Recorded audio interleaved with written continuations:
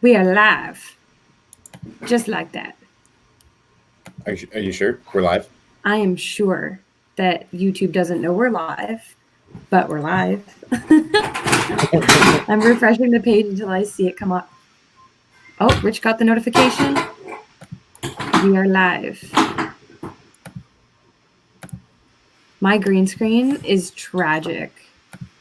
This is my pre-apology.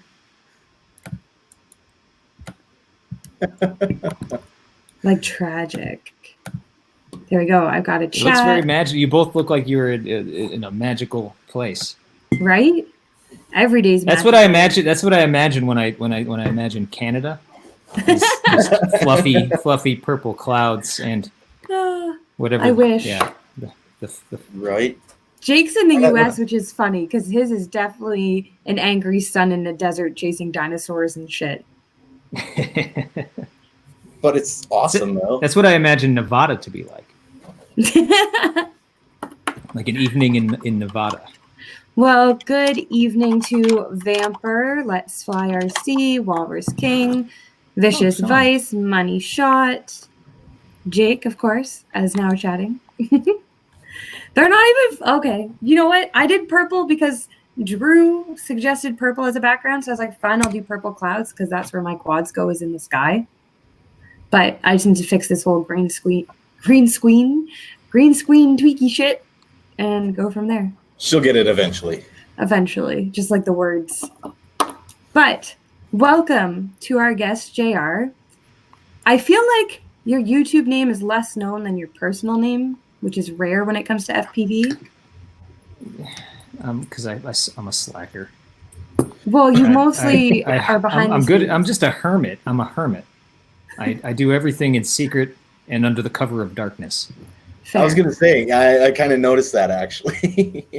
Yeah. So this is me trying to be better at socialization, and I'm trying to just be a better regular person than I am. I was really glad actually when I asked you, and it was fun because you're like, flattered. no one's asked me, why would I go on? I'm like, because people want to talk. So I think it's awesome. Yeah. Cool. See, Vamper said he had no idea who you were until he saw the FPV name. So there you go. Right. Well, JR, I'm Jake. It's nice to meet you, man. That's Cat. Yeah, nice to meet you too. I'm like, yeah, I'm on. Jake's on that side and JR's down. Wait, that doesn't work anymore. What just happened? I don't know. This green screen thing is all messed up. Apparently, you have a goggle tan, by the way, Scarecrow. That's Ed's first comment for you. It's my makeup. Is it your makeup? Yeah. Did you take lessons with Drew? I gotta fire my makeup artist. Oh, I like it. So, get right into it. I gotta ask, what is it that you do? Man, you mean like right now? Like yeah. What is on my plate? Like on days like today? Right now, I handle social media for Flynoceros. To put it simply, I handle social media for Flynoceros. I do like package design for Newbie Drone. I also do social media for FPV Crate now. And then other various projects that whatever floats up. That's awesome. I've seen some of your work. That's how. Thank you. Yeah, that's how I pay my. Those three companies is how I pay my bills right now. Could be different tomorrow. Who knows? It's been a wacky couple of years. It's been quite an adventure. But so far, I'm having a great time. And everybody I work with right now, and everyone I've worked with in the past it's been a joy. Everyone's been super cool. So. When did the photography start for you? Like, did the photography come before or after you got into FPV? Cameras and music equipment have always been in my house. So they both kind of emerged as needed. Photography is something that I don't know. My dad was always into it, but he never really was like very vocal about it. Like, it's just like one of those things. Like he would go away on business and he'd come back, and like once in a while he'd be like, "Oh yeah, look at all these, I took these photos." Like we'd find photos in the house. He'd be like, "Oh, I took those when I went to England or Alaska or whatever." And it's like, "Oh, you do that." So, but as far as doing it for it, and then everything else that I know how to do, like graphic design, photography, videography, all of that I know how to do because as a musician, we've always been too broke to hire those people, and I've You're right. just been the guy in the room willing to make those things happen. So that's pretty much like I've never had a music lesson, and I've never taken a course in anything. It's just one of those, like, I've just been the guy willing to learn. So yeah, so that's how that happened. And then What instruments do you play, actually, before we go to the next part of that question? in the band that I'm in, I play upright bass, like a big old stand-up bass.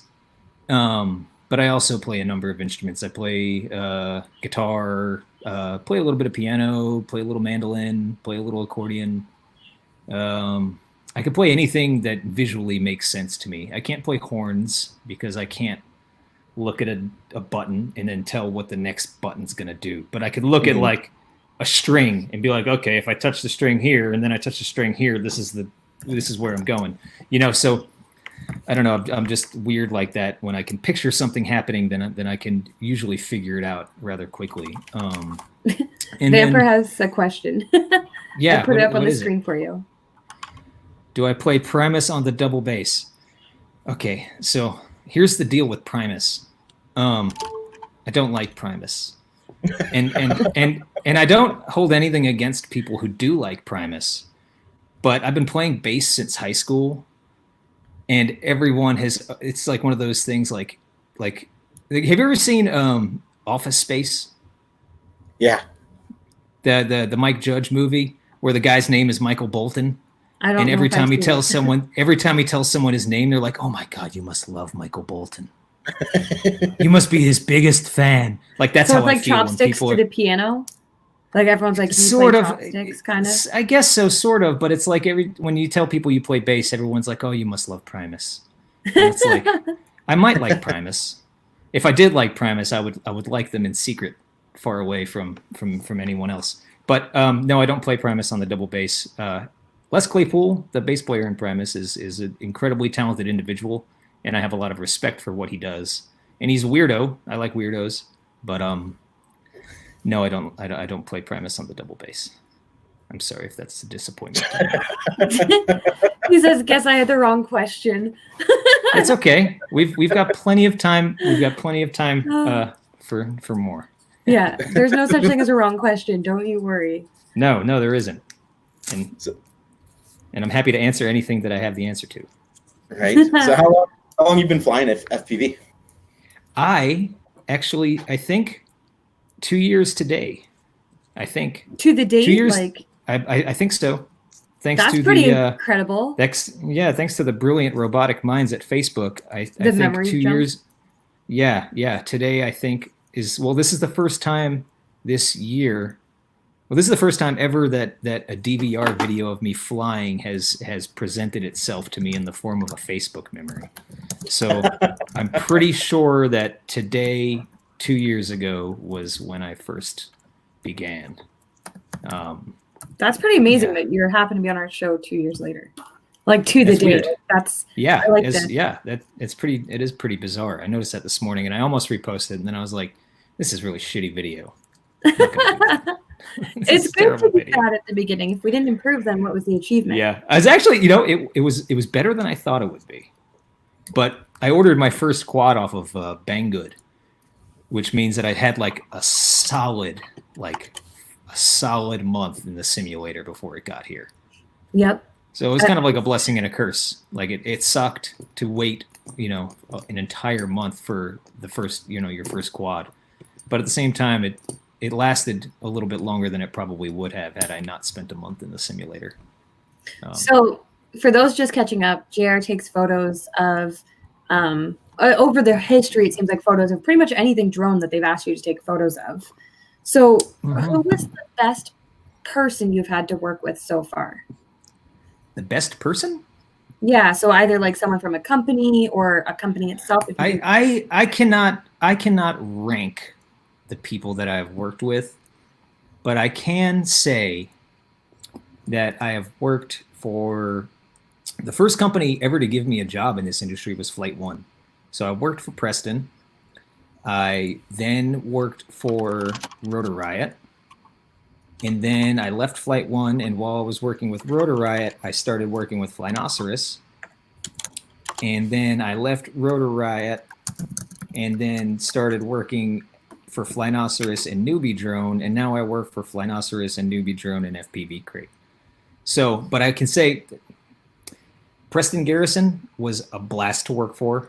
As you can imagine, like if you see just the how busy that man is, just like pumping out all sorts of crazy stuff. Like if you've ever flown Flight One, he puts out a new firmware like every 7 days. Like he updates his stuff. So like working for him was very interesting. He's a very peculiar fellow, very nice guy, and he's just very he's like me. He's just he's different. He's just like a nerd, you know, and I'm a nerd.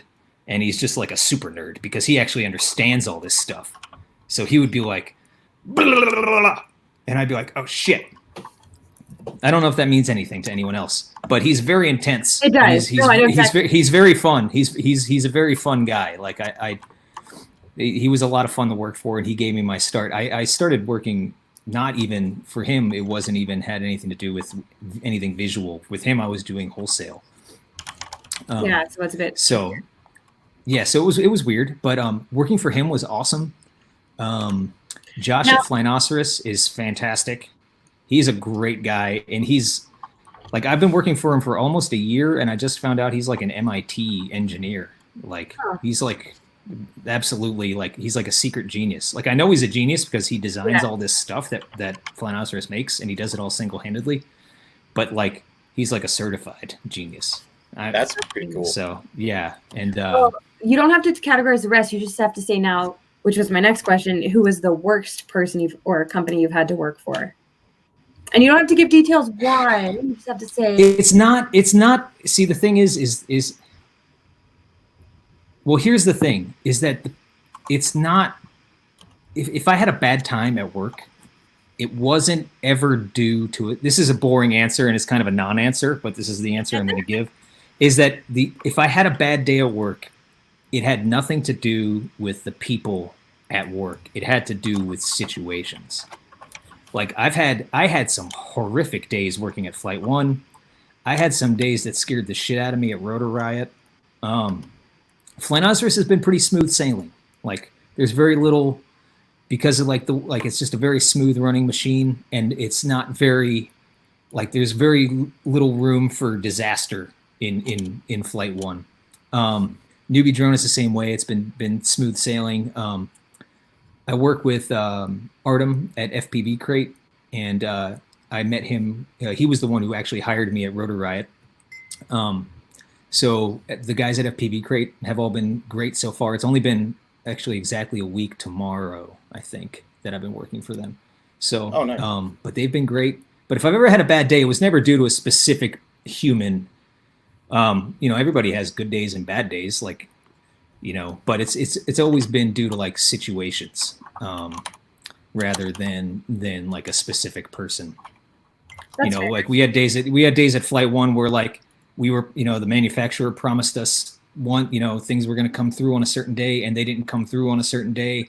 And I had people with like $6,000, $7,000, $10,000 orders wanting to know like when their shit's going to ship out, and it doesn't ship out, and it's nobody's fault.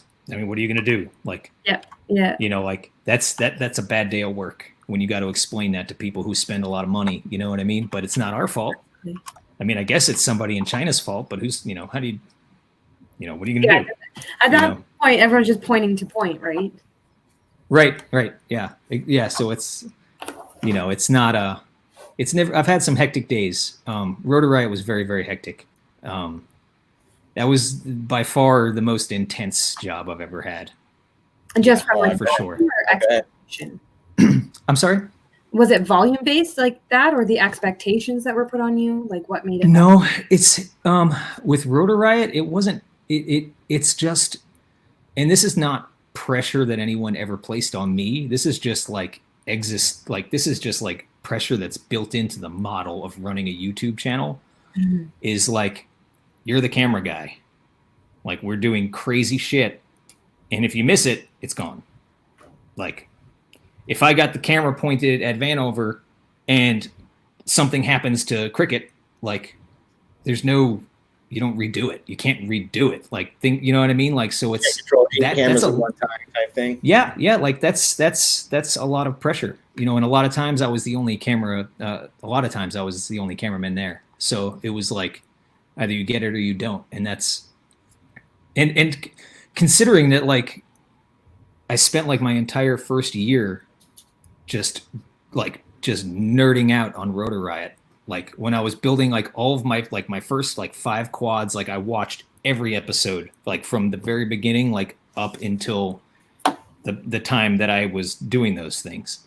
So it's like, and then it seemed like in the blink of an eye, like I'm there pointing a camera at these guys. Like, it was fucking surreal. Like, it was gnarly. So like, I feel like there was a lot of pressure, but the pressure I feel, and I know for a fact that the pressure was all, it's all in my head. Like, and I think that that's something that a lot of creative people deal with, is like putting expectations on yourself and just kind of being your own worst critic. You know what I mean? Like, being harder on yourself than anyone in the world would ever be, Chad Kapper, I know you guys spoke to him. Chad Kapper is one of the most supportive people I have ever encountered, in business or otherwise. Like, he is just, and he has a magical way of like telling you how to do things better without telling you that you're doing them wrong. That is just, I've noticed that. It's magical. It's magical. It's like, you're like the third person that's used the word magical when talking about something Chad Kapper. Like, it's interesting that that's a common term for him. Yeah. And I think it's like, I try my best, and I think I do a great job at not entering the ring on Facebook when it comes to like community drama, because I know it'll sort itself out. So like, I just don't like to get in the middle of that. And you know what I mean? Like, it gets messy fast, and then tomorrow it's like something totally different. So it's like, why am I going to get all pissed off at like one thing one guy says, and then the next day it's like going to be a whole new thing. But I think that like, the one thing, like, I wish that we could just take Chad Kapper on tour to shake everyone, just like just take him around the country and let him shake people's hands. Because I think if everybody met these guys, that they would know, like I know, that they're just fantastic humans. It's like, it's so weird to me, like, when I see people like, oh, Rotor Riot is evil, Rotor Riot, and I'm like, they're like 4 guys, and they're just trying to have a good time. Like, right. Like, and they're just trying to like get through the day, or just get through an episode. Like, it doesn't go beyond that. There's no like sprawling like master plan with like like an end game. Like, it's just a couple of people just trying to make fun, entertaining like YouTube content, because like, I mean, who wants to get a real job, So why did you leave Rotor Riot then? Because you speak highly of them, so it's surprising that you would leave the job with them to do a different job. It's that is, yeah, I guess so. I left Rotor Riot because of how do I put this in a way that uses English words in an order that other people will understand. I look up to everybody there. I look up to everybody there, and I came into this hobby not idolizing them, but looking up to them.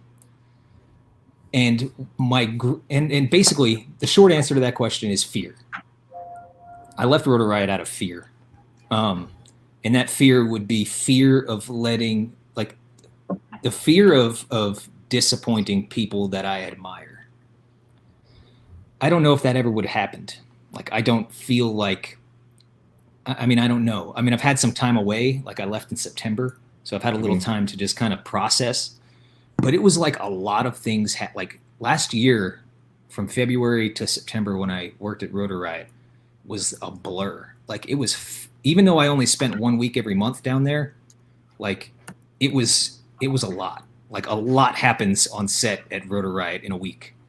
Yeah. So, it's a lot to process, and I feel like I might have just taken on too much too fast, and just got to a point where I really like freaked myself out, and I was like, you know what, like I need to take a step back. Like I don't feel like, and it was just fear. Whether or not the fear was unreasonable. I mean, I don't know. I know the But feeling because at my current position, I did the same thing. I left and then kind of realized I'm okay at doing what I do, so I went back. I went back. right, But right, yeah, yeah, and I think that that's really the short version of it. Is that I just had this idea in my head that one day, like a day would come when I would let these people down, and it would be heartbreaking for me. Like whether or not it would just be a bad day at work for them, or they'd forget about it in 20 minutes, which is probably the case most of the time. I build shit up in my head and no one else even knows that it's happening. You know what I mean? It's kind of like when someone cuts you off and you're pissed off for like the next 5 hours and they don't even realize they've done it. It's like they might, but yeah, it was just a lot. It was a lot for me to deal with, and it was a scary thought to let people like Chad and Drew and Jeff and you know Joshua Bardwell and I mean they're all the people that I look up to, and to think that I could ever be in a position to let them down, it was frightening. And one day the fear got to me, and I just told them I needed to step back. no, I get it. It was No, that's very cool. That's probably one of the most honest, coolest answers I've ever heard about something like that. You know what I mean? Thanks, thank you. So, for me, like I've looked through a bunch of your stuff. I see you're a musician. I see you do all this stuff. You're very artistic in what you do in like every way. What do you use for inspiration, man? I don't know.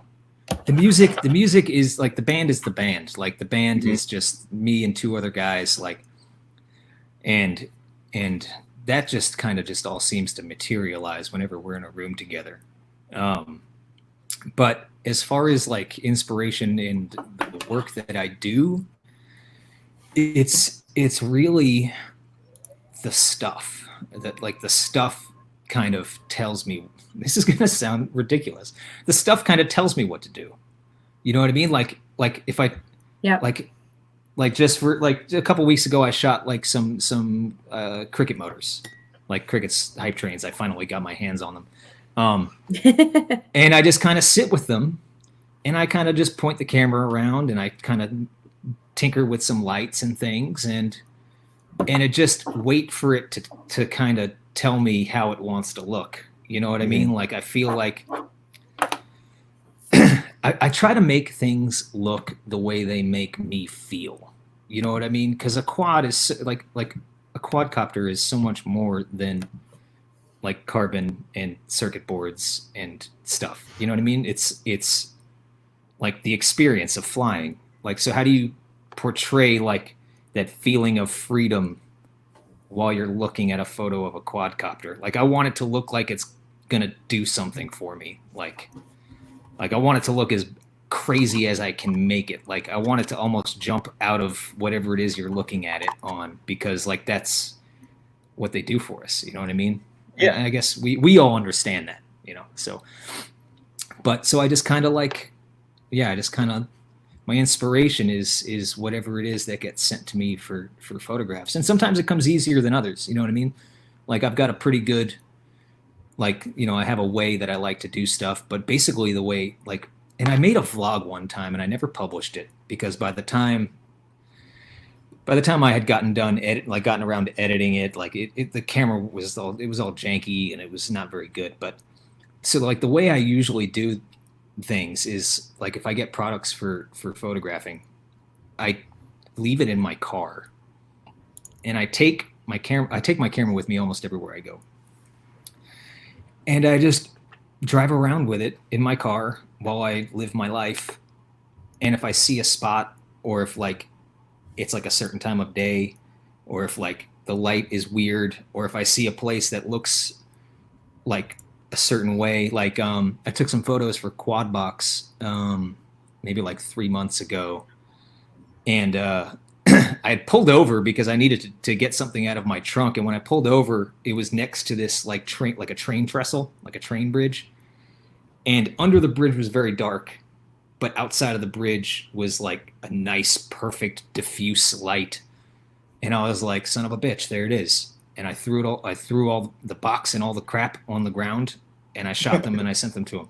Like, that's just kind of like my MO. Like, that's just the way I operate. Is like, I just bring everything with me, and I just kind of trained myself to be aware of like good situations. Like, I'll drive past like a gas station that's no longer open, and I'll be like, oh shit, like there's some rusty metal, or there's like some crumbling brick. Like, you know what I mean? Like, I kind of trained myself to just always be on the lookout for stuff. So is there something that no matter what you did to it, you couldn't make it look pretty? Like, have you ever been asked to film something that no matter what, you're like, this is not going to work out? It took a little while for me to figure out how to shoot flight controllers, because they're not very exciting to look at. Generally speaking, it's like, so it took me a little while to dial that in. I'm trying to think. That's a really good question, but nothing has really stumped me. I mean, larger stuff is more difficult, like shooting for Quad Box and shooting for FPV Crate, where it's like a box of stuff, and you want the box and you want the stuff. Like, that's tricky, and that sometimes is like sort of like frustrating in a way, because it's not something. Not that I can't do it, or not that it's not like inspiring. It's just not something that I feel like I am like. I'm not where I need to be with it.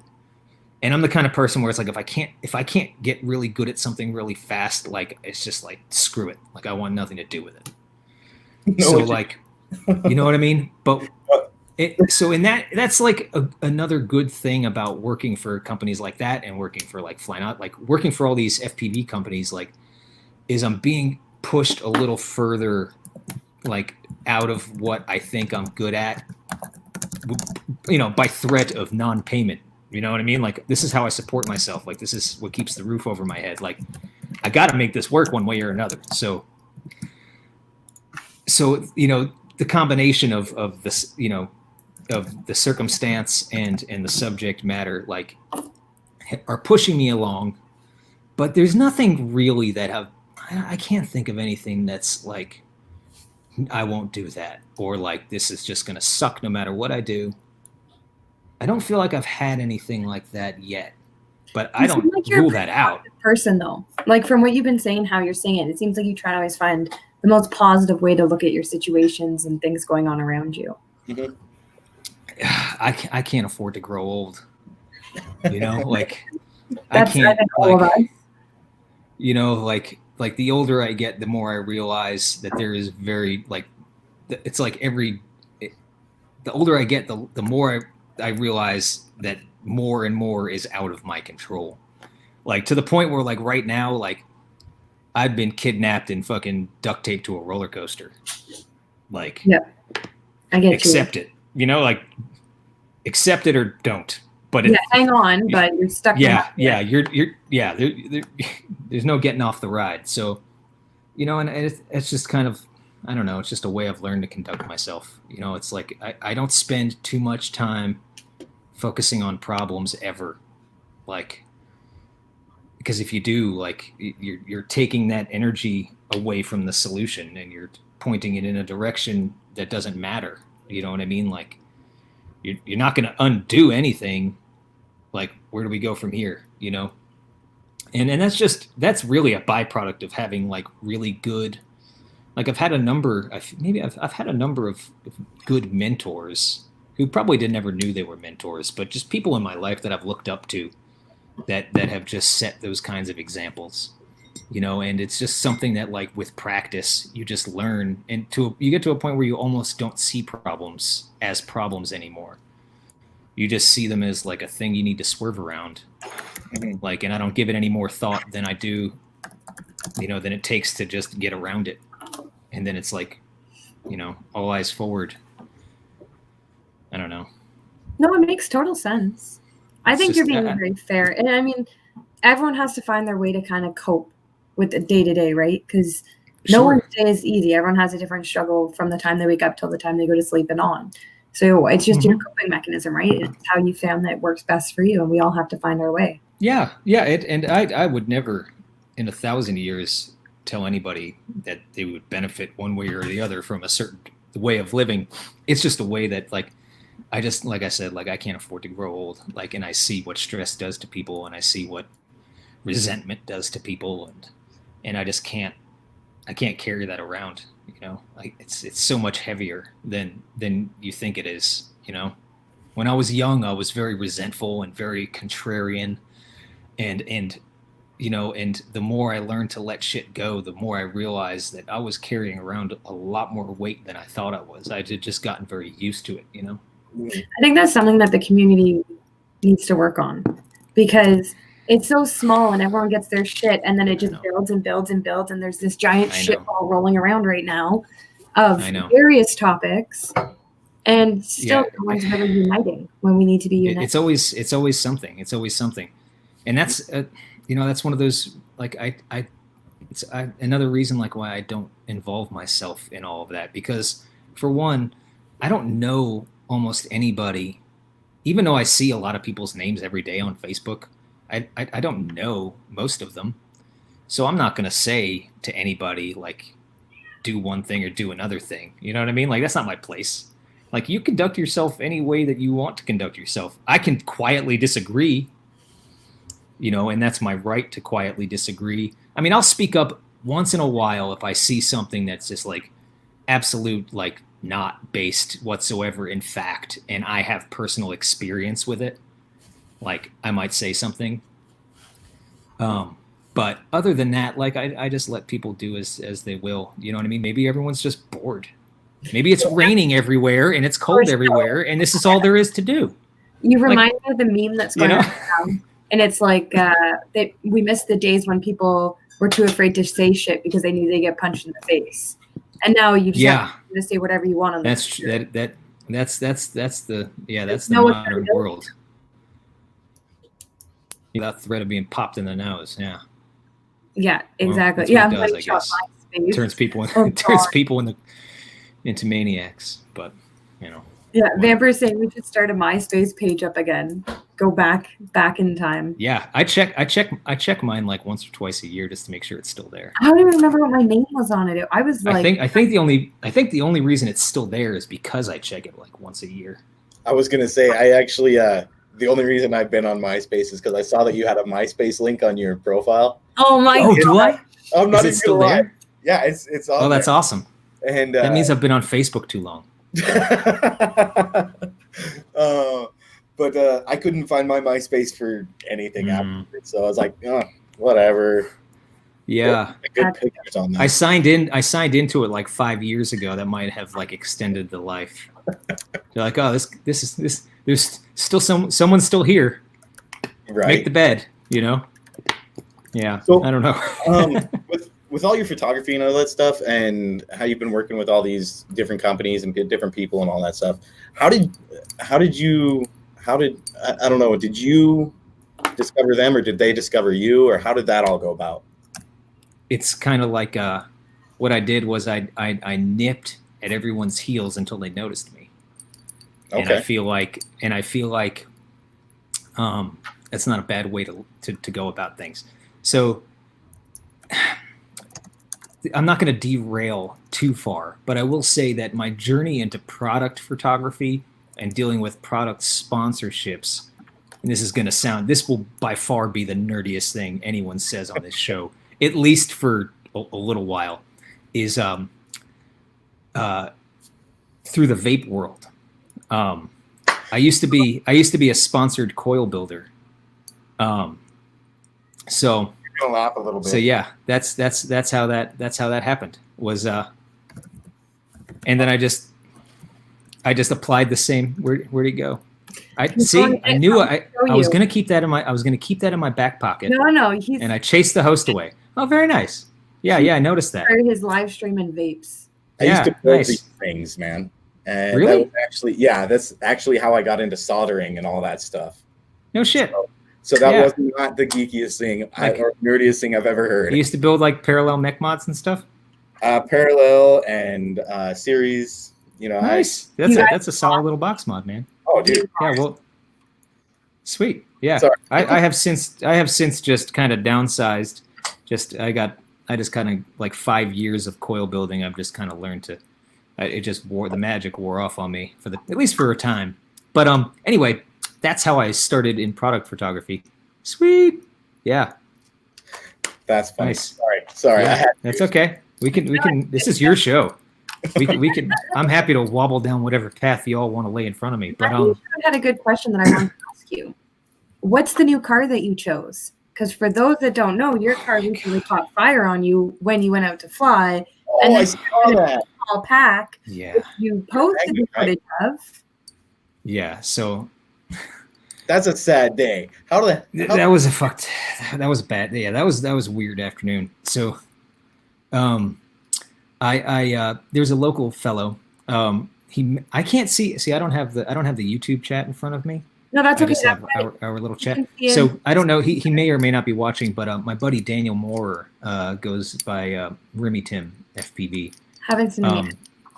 Okay, he might be asleep. He's got a. That's okay. Don't worry. He's usually. Oh no, it's only 8:30. He's not asleep. He's just ignoring me. Him and I made plans to go out flying one Sunday afternoon, like a month ago, and we met at this construction site. And while I was pulling into the construction site, he was like, "I'm going to be a few minutes late." Yada yada. So I was like, "No big deal." I walked across the street to get an energy drink, and when I came out of the gas station, my car was on fire. And I didn't even like in my brain. It wasn't like, "Oh, my car's on fire." It was like, "Oh, my camera's on fire." Like I had like 3 quads, all my gear, and then I had like my brand new camera, like all my photo gear in the trunk as well. So that was frightening, and no one would let me.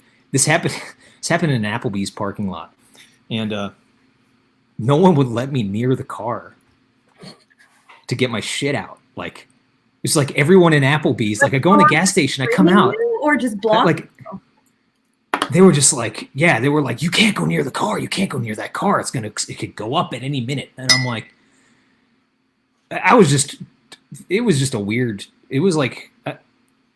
Not a thought went through my head really, like for like it. I don't even know how long it was. Like it was such a bizarre thing. Like my brain is watching this stuff happen, and I'm like trying my best to process You're it. in shock, right? And I don't know if I'm processing it or not, but I just realized like my stuff is on fire. And anyway, yeah, so that happened. But my stuff made it out safe. It was like a denial picture, like this just happened, and I don't know what to do.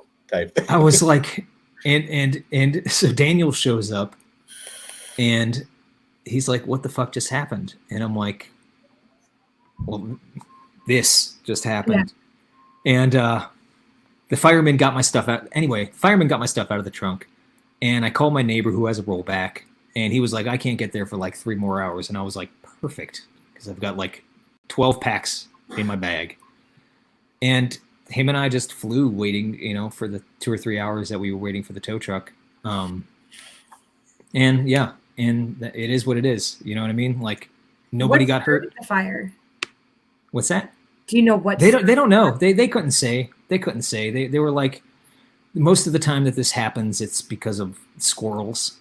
That's what Broccoli said, is that a squirrel started it. Yeah. That's what they told me. They said most of the time this is just squirrels getting up into the engine and chewing the wires. And I was like, I live in Montana. Right.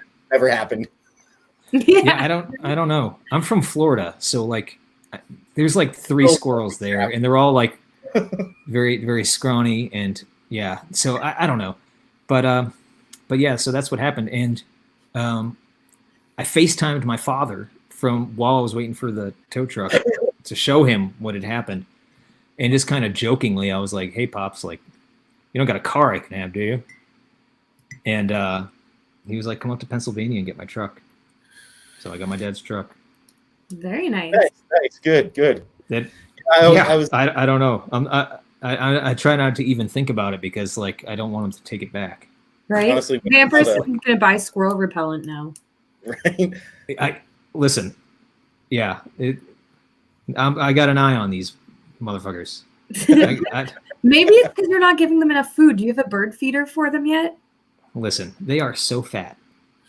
I just dumped like $20 worth of pistachios on the lawn for them like 2 days ago. Like if they're not happy, Yeah. I don't know what About to say about that. Like, they live a very posh life here.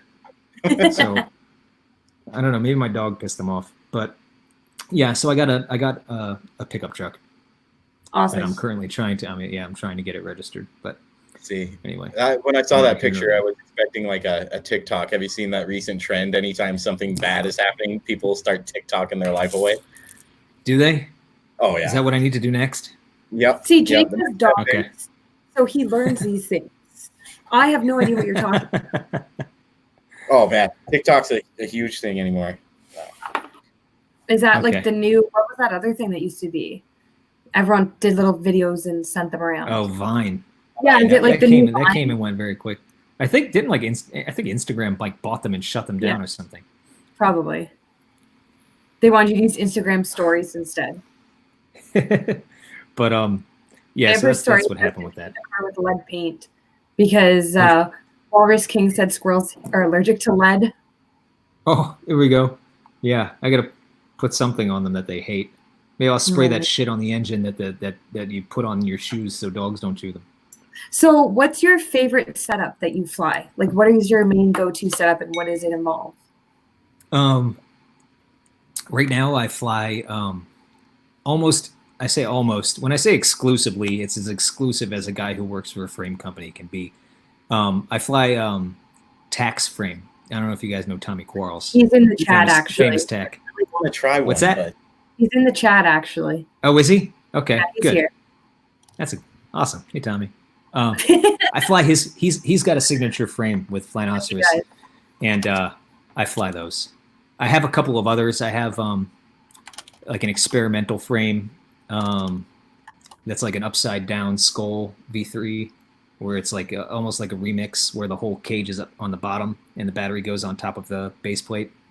And then Flinoceros also has another frame called the Tank Racer 2, which is it's called a racer, but it's a really sweet freestyle frame. It's like a normal sandwich style frame, but it's a little more compact and it's very light. So I have four. Yeah, I have one of those, one of the upside down skulls, and then like 4 tack frames. But my tack frames, I fly. Those are my go-to. It's been an awesome frame for me. So your last video, the snow day one, what did you use in that? Because I could have sworn that was Cinewoop. No, that was my tack frame. Really? Yeah. That was this one before I busted it. Because I busted the battery plate on top. As fuck. Oh no! Well, it's thank you. No, I cheated. That's slow motion. I recorded it at like I think like whatever GoPro does for slow motion, like 120 or 240 or something. And I slowed it down. I had initially done that because I wanted to catch like the snowfall. Like I wanted it to be like I wanted it to be slow enough that you could see the snow falling. And the snow was still like very quickly, like you couldn't really see the snowflakes. But I was like, well, I just spent like a whole day out in my parents' yard, crashing in the snow. Like I might as well do something with it. So I had a little bit of fun. I made like an edit that is a little different than stuff that I've normally done before. But I crashed in that snow like 5 times. SAR Dronic, he asked if you fixed your double bass yet. Yeah. I think that's what Wow. Thank you for asking. Yeah, I did. Yeah, I fixed that like almost the week that it happened. I threw it over my head, and when it came down, it broke.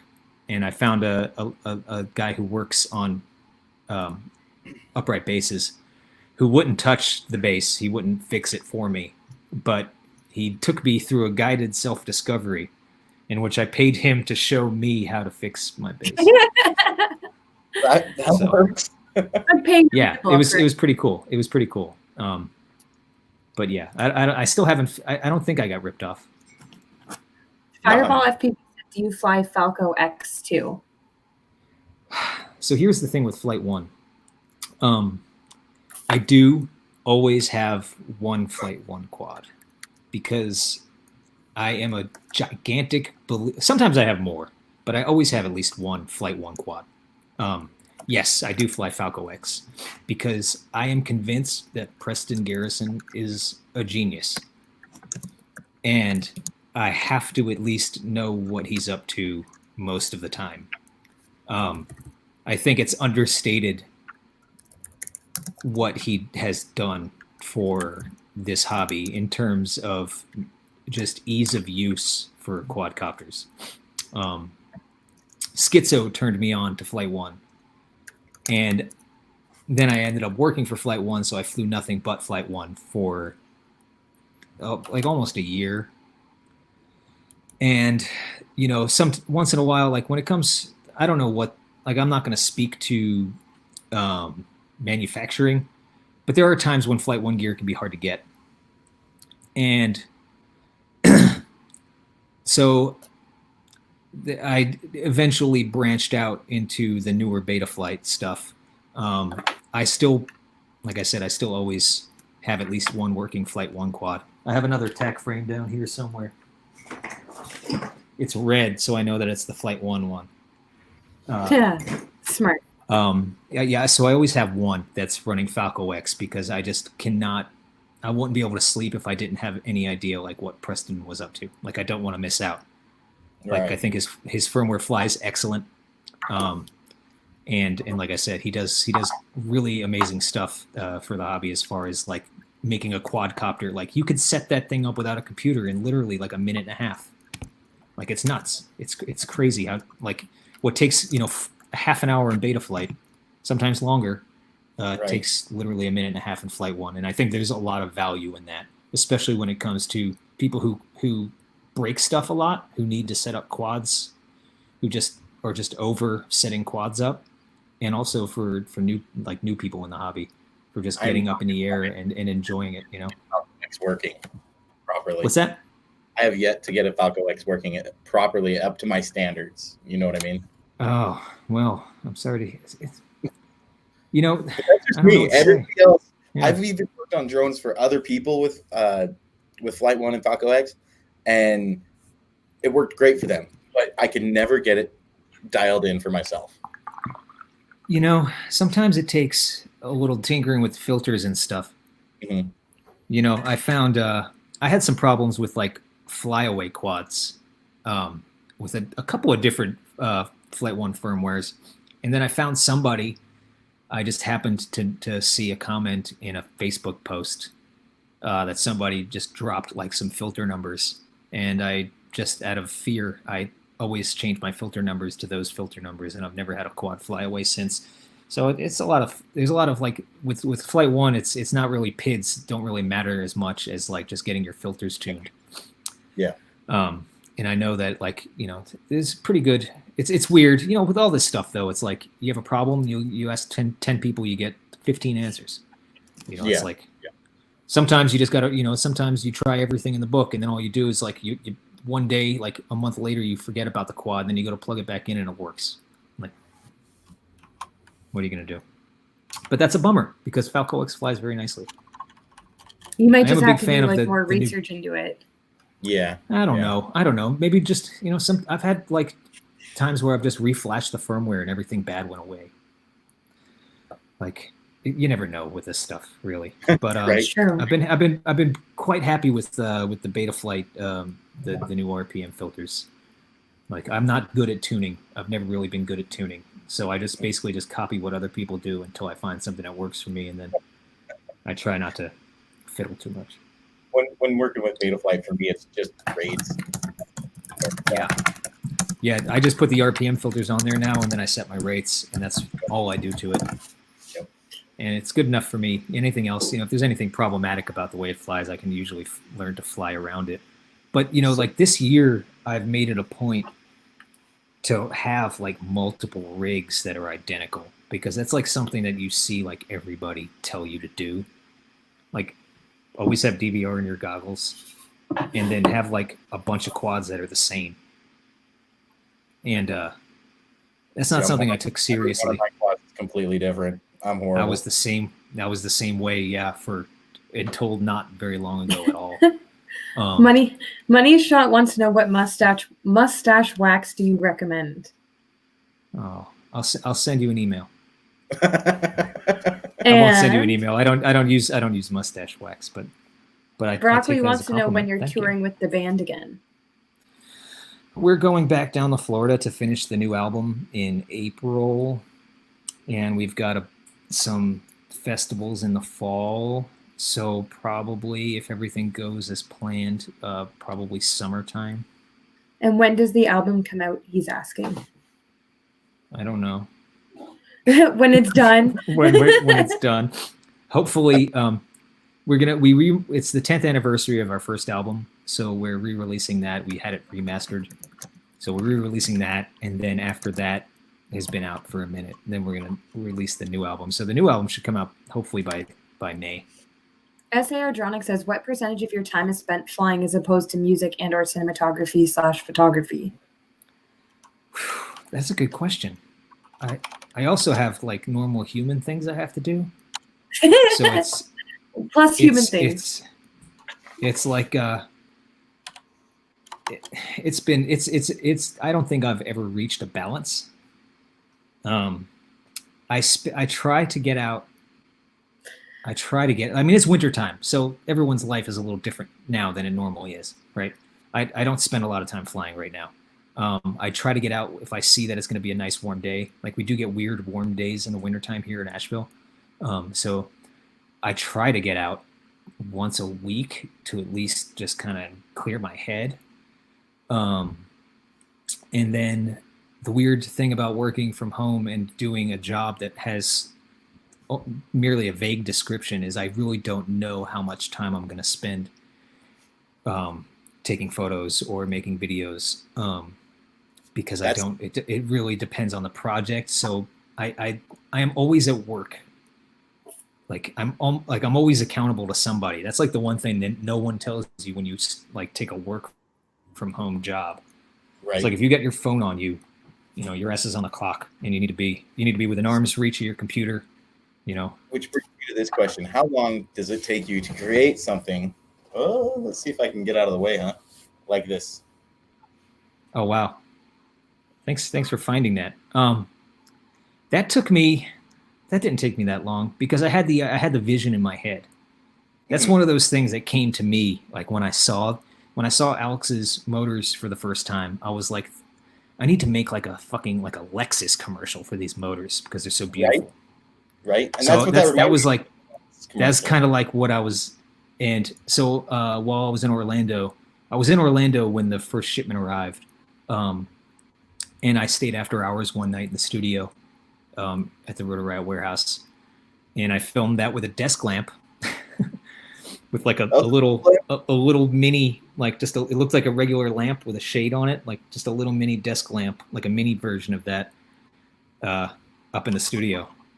That took like from beginning to end, if I were to like actually count how long that took, it might have taken maybe 2 hours, 3 hours maybe.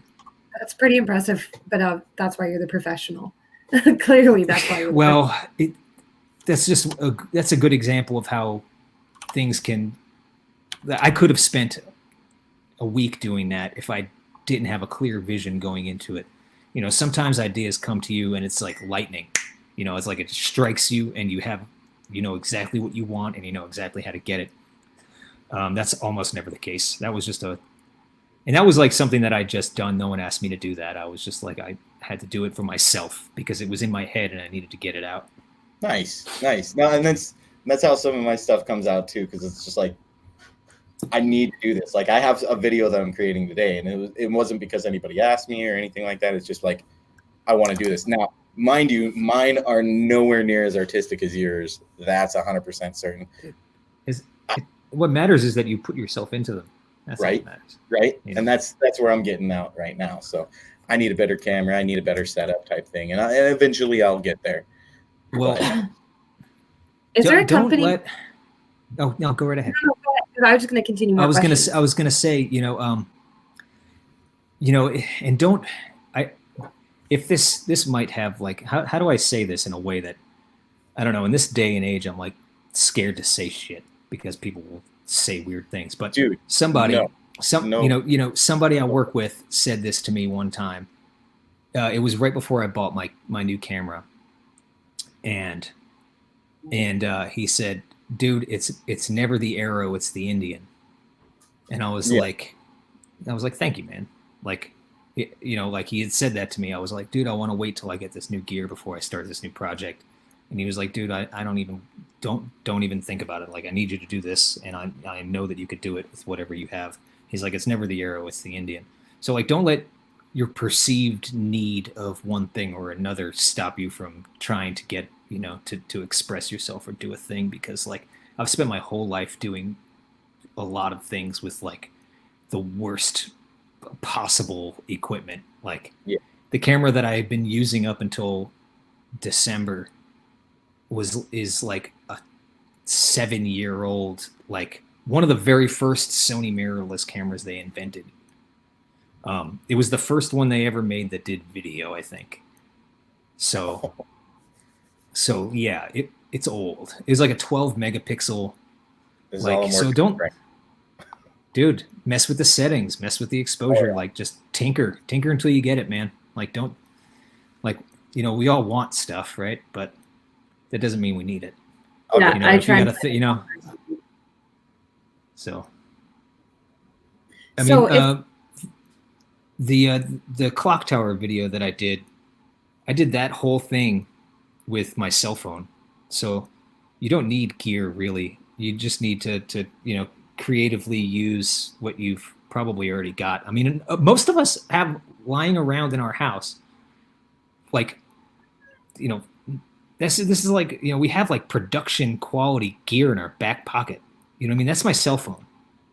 This was? Well, that's not the flight footage. Oh, yeah. But all of that B-roll, that's all an iPhone 6 or an iPhone 8.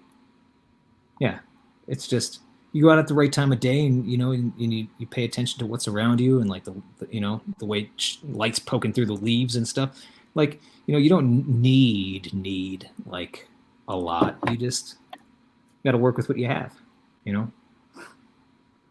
So is there a company that if they approached you today, you would say no to working for them?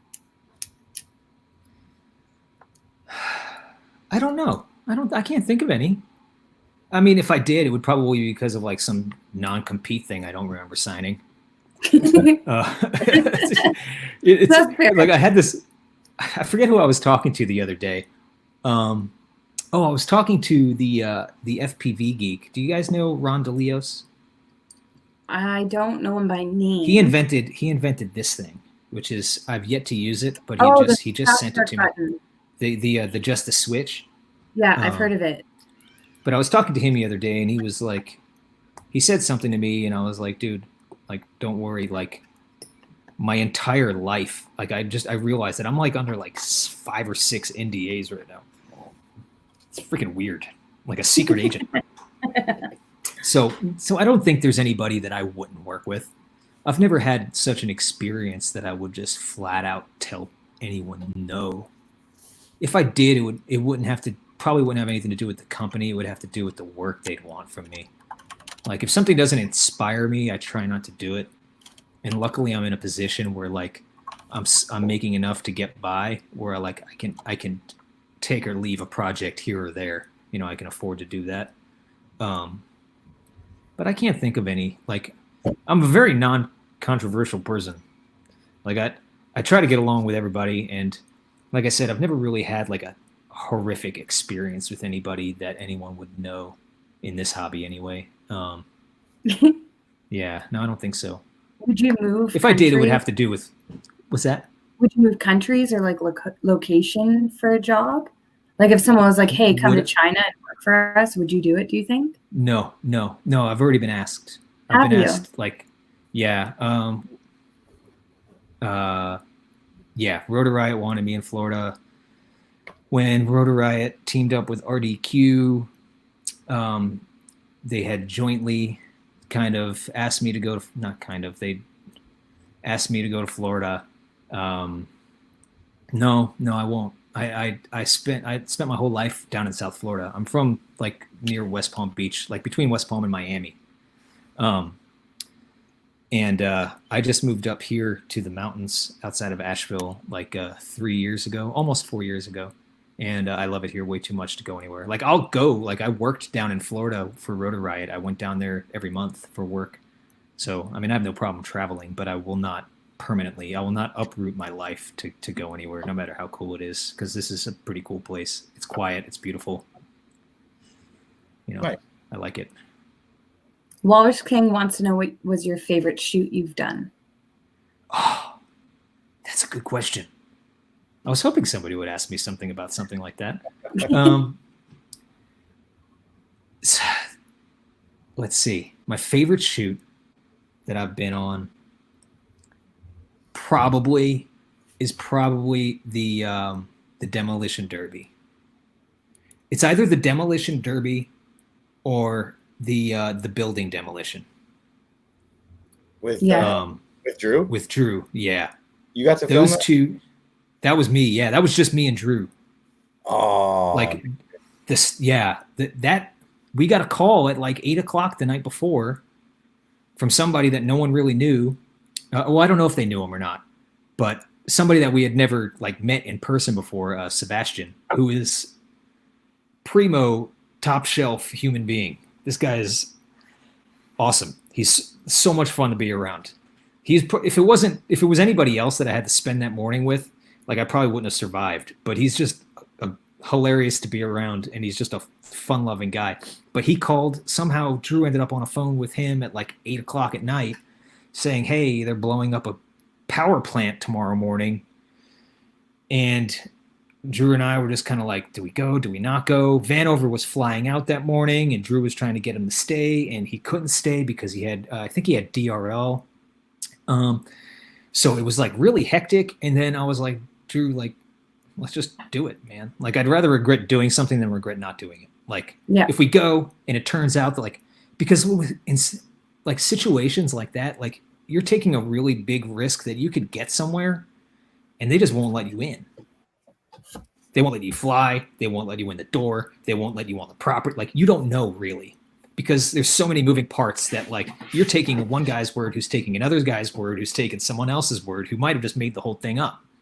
Yeah. So anyway, we drove through the night from Orlando to Jacksonville. We got in at like 2:30 in the morning, and then we woke up at 4:30 in the morning to get to the place and get situated by 6. And that was just crazy. That was like the longest day of my life. That was that felt like a week. Like those 2 days felt like a week. But it was a lot of fun. I mean, it was nuts. And it was extra scary because I'm holding a camera, right? I'm filming Drew. And he's like, and you hear like all these radios, and it's like, it sounds like something out of a movie. Like you're in a submarine. There's like beeps and boops and like weird radar noises and stuff. And I'm pointing the camera at Drew, and I don't even know how far away it was, like 1,000 feet. It was not far. Is this building just blowing up? It felt like somebody had just like karate kicked you in the chest like 6 times. Like, it was nuts. It was like boom, boom, boom, boom, boom. And you have to ignore like the instinct to look up. Because again, it's a situation where like if I just not thinking, or like my reflexes just are to turn around, I could miss something. You know what I mean? So I'm like, this building is like blowing up right over here, and I'm facing this way. It was a lot like that. That was just nuts. That was nuts. There was a couple of shoots that were weird like that, where it was freaky not to be able to look at what was happening around me. The 3D helicopter one was another one where it was terrifying because I wasn't able to look around me. I had to look at the camera, and I couldn't. Like, every survival instinct told me, like, dude, keep your eyes on this thing, because it sounds like terror. Like, it sounds like the sound of terror. Like, and it's whizzing past. It's going all around you, And again, like I had to look at the camera screen. And the demolition derby was probably the most fun, like the actual most fun. That was the first time I got to work with Bot Grinder. First time I worked with Cricket. That was a great weekend. We did that, and we did the dirt bike shoot that same weekend. We swapped out crew members. Like I think Corey and Bot Grinder went back north, and JB and Vanover came in on the same day that they left. So we did the demolition derby, and then we did the dirt bike race. But the demolition derby was another situation where like we took a big risk going out there. I mean, we took it on, it was good word. Like we the people we were going through to get access to do that were reliable. They were people we trusted, but we got there and the other guys who were paid to fly the drones, like their Mavics and stuff, like almost didn't let us fly. Like it's kind of hair raising. Like people don't really realize, I don't think, that like they're definitely nothing is definitely scripted, and things are not even always planned. So it's like it's very dicey and fly by the seat of your pants. Like it's Walrus King made a good point. Like that demo got way more exposure outside the FPV community than anticipated.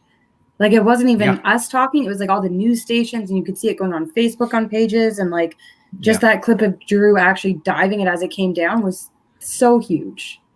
And let me tell you, like, I think it's easy to miss something about that, which is Drew's sheer level of like precision, because the way it worked was like they were like, okay, we're going to count to this, and then 5 seconds after this is going to happen, and then 3 seconds after that, this is going to happen. And there was no one talking. It was just like you heard a countdown. The countdown stopped when it got to like 8 or something weird. And then he had to fly out, count in his head till the exact second that they were going to blow the charge, because they don't say anything when they do it. It's like a silent countdown.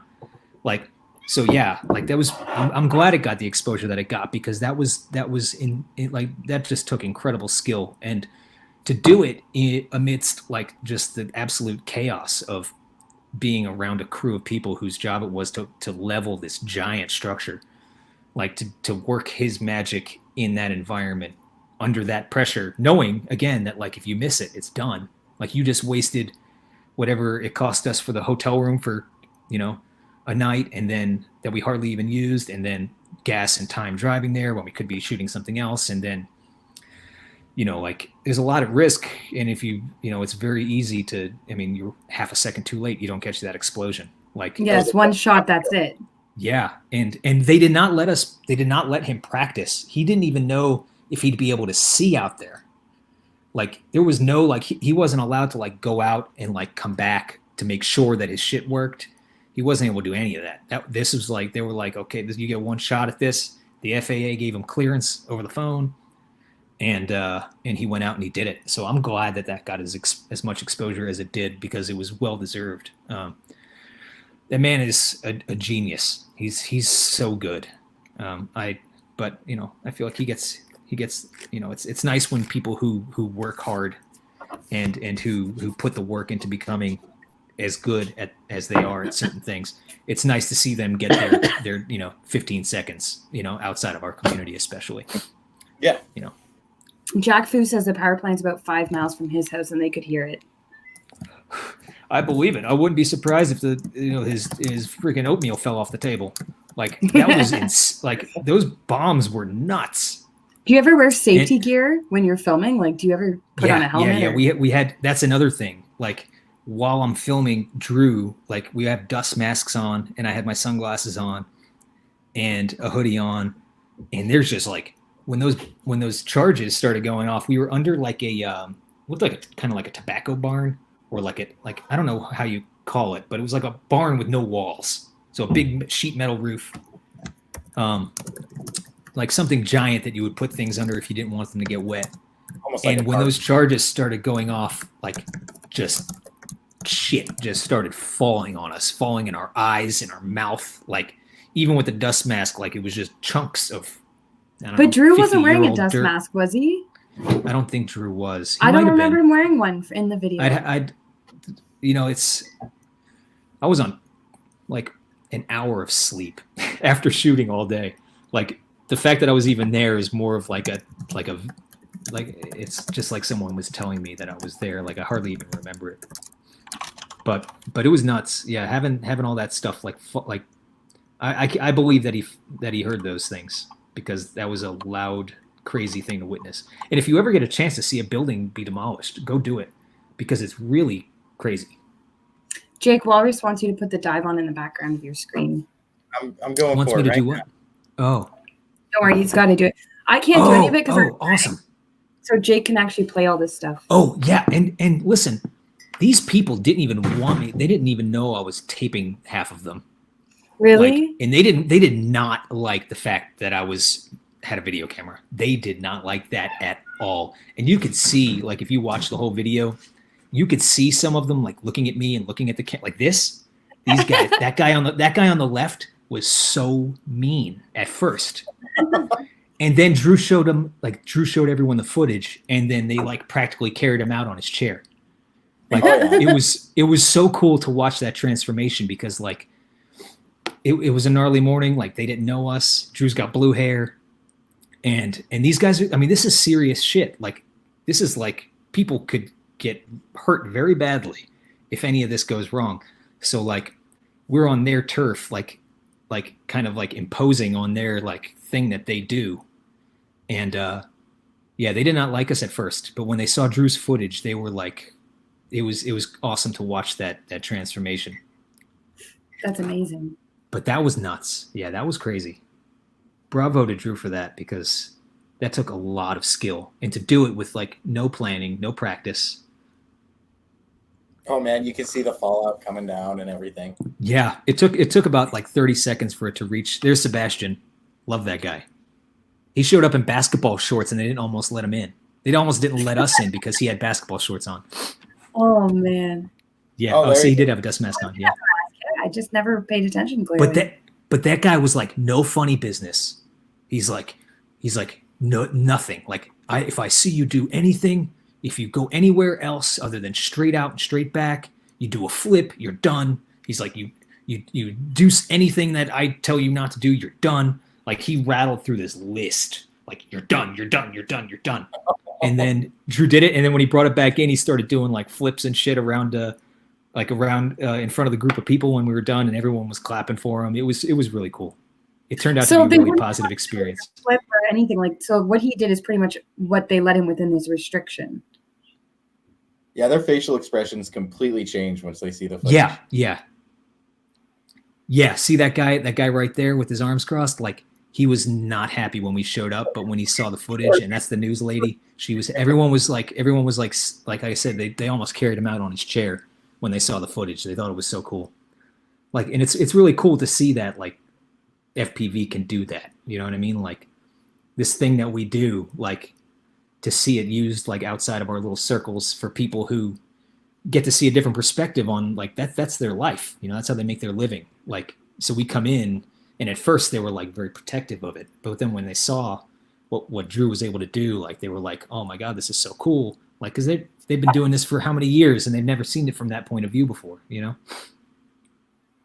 No, it makes total sense. That was a lot of fun. That shoot was very, very hard work, but it turned out well. And you know, once I got home and got a full night's rest, it was great. You have like a bucket list place that you really wish you could shoot, but you've never been able to shoot yet? Yeah, of course. Which is number one? Montana's got to be in there. What's that? Montana's got to be in there. Yeah. You're in Montana? Where in Montana are you? I'm in Billings. Oh, I almost played a festival in Billings like 7 years ago.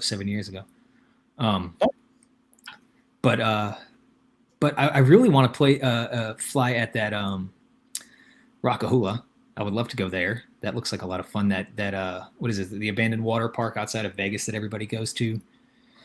And pretty much anywhere that like any of those crazy, like I see people doing like crazy stuff down like giant mountains covered in ice and snow. Montana. And like and you would think like living in Asheville, like I get that, but it's like 150, like 100 yards outside my front door is a national forest.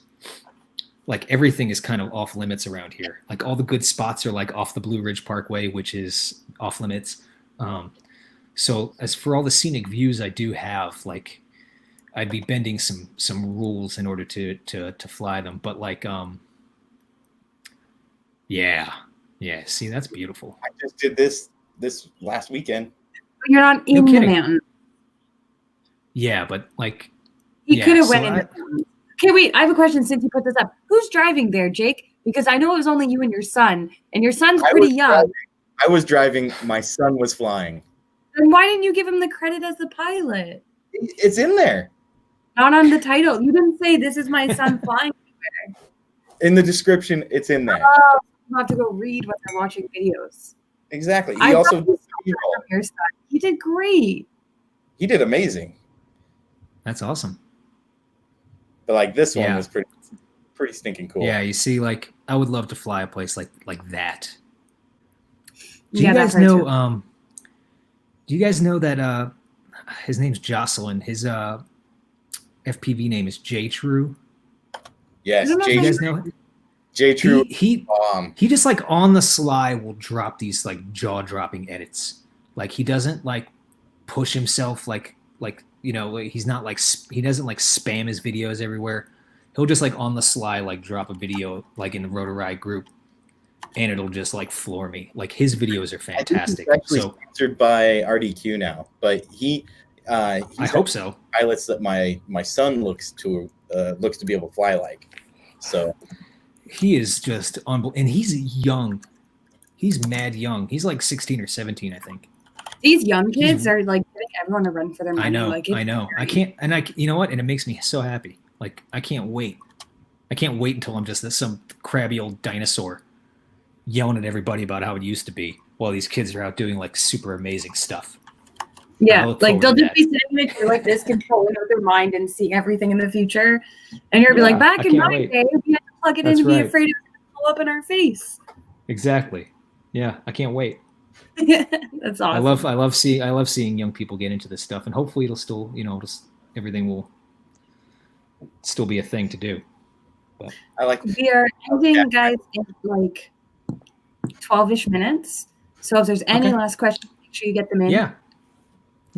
There's a lag between us talking and like the chat catching up to YouTube doesn't show them it quite as fast as we say it. So I always give a little bit extra time. But like how Kat had to call out my driving thing. Oh yeah, I was wondering. I just haven't had time to ask you yet.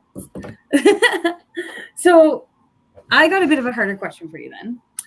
Okay. As you work with other companies and kind of, you know, learn a bit more of the balance and kind of realize your amazing abilities and I think are a little bit less hard on yourself, do you think that you would ever go back to Rotor Riot? I would. Yeah. It was something that it was like a very steep learning curve. Like when I took the position, it was to do like auxiliary content. So like Chad wanted me to do like little shorts for Instagram, and like my very first episode was Hang Time with Paul, who actually is from the same town that I'm in. He's from West Palm down in South Florida. But Chad was like, he came over to the warehouse. He came out to the warehouse just to check it out. And Chad was like, and Drew was like, let's go flying. And Chad was like, take this camera and follow them. And that's what I did. And then, oh shit, hold on. My speakers, my earpiece went bad. And then it just kind of escalated from there. Like I didn't really have a chance to do what I thought I was going to do and what Chad wanted me to do. It was like, I did what they needed me to do, which was shoot episodes. So it was kind of a steep learning curve because I had to basically learn to do what like Chad's son, Christian, and Chad had been perfecting since the days of Flight Test. You know, they've had, 8 years to perfect the way that they shoot and stuff. And I had to learn very, very quickly. So that was, part of the thing, like when I left was like, I learned a lot about myself, like what I'm capable of, what I'm willing to do, what I'm not willing to do. And one of the things I wanted to work on is just shooting for that kind of scenario. Like it's a very specific style that YouTubers use. it's not as artistic as, it's more like a documentarian type of style, and that's something that I'm working on. And it's something that I would happily do again. Sure, I mean, if they ever needed me, they could call me, and I'd be on a plane in half an hour. They know that. That's I totally would. Yeah, if the everything falls into place the way it falls into place, I would happily go back. Yeah, I mean, I had a positive experience. It's just something I think goes missed amidst like the madness of everyday Facebook, is that like Rotor Riot is just a very small group of very enthusiastic people, and and your role in that changes based on whatever the day throws at you. You know what I mean? It's like I might think I'm going out for a shoot, and I get to the warehouse and like we're packing quad boxes or whatever. You know what I mean? Like it's I mean, we have lanes that we like to stay in, but everybody is kind of willing to step outside of those lanes, and the business calls for it. You know what I mean? Like there's no corporate headquarters that's going to like magically make things get done. It's like, here's a handful of us and things need to get done. So who's going to do what? You know what I mean? Grab a bucket. Like, so yeah, I would go back, but it's a wild ride. It was a wild ride. It's when my first week there was when they changed the name to Fan Club. So that was when I started. That was a good time to come in. So, out of curiosity, I lost you guys in my ear. I don't have you in my ear. So, can you hear us or no? Can you speak? Hello. No. That's okay. We'll give him a sec to figure it out. Oh, there you are. Okay, cool. There. I hear you. So Will wanted to know. That's not working. Are you echoing in my speaker? Yes. Oh, yeah. I'm hella loud. I don't like hearing my own voice. That's okay. It's better now. If you can hear us. I can hear you. Yeah, the echo's mild. We're ending soon anyway. Will Brown wants to know what your all-time favorite picture you've ever taken is. Ooh. It's like, darn, I love them all. No, there's a couple that stand out that I really, really love. There's a photo that I took of a green Flinoceros Skull V2. It's got like a bot grinder sticker on it. There was like one head-on photo of that frame that I really like. There's a photo of a Revolt OSD that I took for Flight 1 that I don't think they ever used, but it's on my Instagram, and it's probably in the folder that I sent you, where it's like teetering between like two pieces of metal. I really like that one. Am I okay to show them? There are a couple of photos of the Vortex motors that I really, really love. So I do have a few favorites. Some of them, like, you don't really know what you have until you get it home and just have a chance to look at it and clean it up a little bit. But I'm really happy with the way that those came out. I would say Jake can probably post them up. I sent you guys, yeah, I should have maybe done a little more. I sent you like way too much crap. Sorry. No, it's okay. But like this was pretty stinking cool. I like that. Thank you. Let's see here. Yeah, see, flight controllers can be fun, but that's a good one. I was happy with that. I thought that one came out pretty cool. But that's just another example of me just having crap in my car and just like I was getting coffee. I remember that day specifically. I was getting coffee and I saw. Thanks, man. I think you've taken some amazing pics, and that you're probably one of the most underrated at this. Oh, thanks. Well, like, I don't understand why people don't know you. That's the one of the skull that I really like. I really like that one. Like rainforest. Oh, yeah, like it's just, yeah, it's just in my backyard. It's funny because then you compare it to like what the average enthusiast is trying to achieve, and we're just not even the same quality or level. But all those photos were taken with a very cheap camera. This was actually my favorite. that I saw. Yeah, I took some good ones. See, like, I hate shooting his motors, and I hate shooting Jeff's motors because of the surface, the reflective surface. It is nearly impossible to find an angle where you can read the writing on the motors. Like, it's so challenging. So when I get it, I am just over the moon. That purple reflection from the propellers. Props. Thank you, man. Just so good. Thank you. I appreciate that. Yeah, that one underneath the Fat Sharks is one of the ones that of the flight controller that I really like. That was like the first flight controller photo I took that I was really happy with. Nice. It took me like 10 minutes to get that thing to stand up. What's that piece of like something? Yeah. It's actually like if you turn it not like 45 degrees is the way it actually was standing. Oh, nice. So it was like an L beam. Okay. And I weaseled it in there so that it stuck long enough to take the picture. I took some good ones of the flow frame too. I mean, I don't know. Sometimes I'm really happy with what I take, and sometimes it's kind of a mix of like what do I really love, but also I leave room for it's like what I think sucks. The person I'm taking them for might really like. So this was one of my favorites. Also. I've never used it, but that was I like the way it just says how. My job is a lot of just hoping things don't fall down. It's amazing how much time I spend trying to get things not to fall down. And I like this a lot. Thank you. That's actually a composite. That's like a composite of like 30 photos all stacked together. Really? Yeah. You have to do it that way to get like a certain... Every lens has a spot where it's its sharpest, like an aperture where it's absolute sharpest. And it's going to be somewhere where the whole thing is not going to be in focus. So what you do is you get every single piece of what you're shooting in focus somewhere in the photo, and then you mush them all together with software to get the whole image in focus. That's awesome. But it came out good. It almost looks fake, which is weird, right? It looks like a rendering almost, right? Yeah.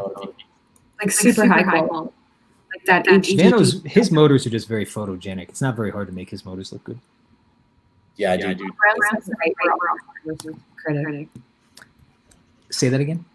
I said we're our own critic. Yeah, exactly. We are our own worst critic. Absolutely. So I have a really good question. What's that? Whoa. There we go. It goes back to Stash thing. You've met right? I met who? Steel? Very briefly. I met him at Rampage. Very briefly. Oh, my mustache came my mustache. I've been growing it since like 2007. I've never shaved it off. It's still the same mustache I've had. I almost never shave at all. I shave my cheeks as a ritual, but nothing grows here. This is all that grows on my face. Yeah. I cannot speak to whose may be in one way or another superior, but mine is definitely older. Yeah. Y'all do it. I do it. I can't grow a beard, so this is the best I got. And this is as long as it gets too. It's weird. I don't know. I'm a rare hairless Italian. Yeah. Well, thank you so much for coming out tonight. Hopefully some people put you on the map a little bit more. I definitely deserve more recognition. And you're definitely one of the most eloquent and well people we've so it's such a pleasure to have you on. Y'all are far too kind, and thank you so much for asking me. This was a lot of fun. So let's not make this a one-time thing. Let's do this again sometime. And please remember that it's not scary. It's fun because I think people are come on because the live aspect freaks them out. But I'm happy. But yeah, it's been amazing getting to learn about you, what you've done. So thanks. It's time. I figure it's time I crawl out of my hermit shell. So sure, dude. But thank you everyone who came out tonight. Next, we will have stellar books. So we post that. Get your questions ready. Share actually a lot of things to be answered this week. So we'll see how that goes. But as always, get out there, fly, support CA, not for pressure. Check out the protest. Go rate your thoughts on the ethics proposal. And otherwise, keep flying. Have a good week.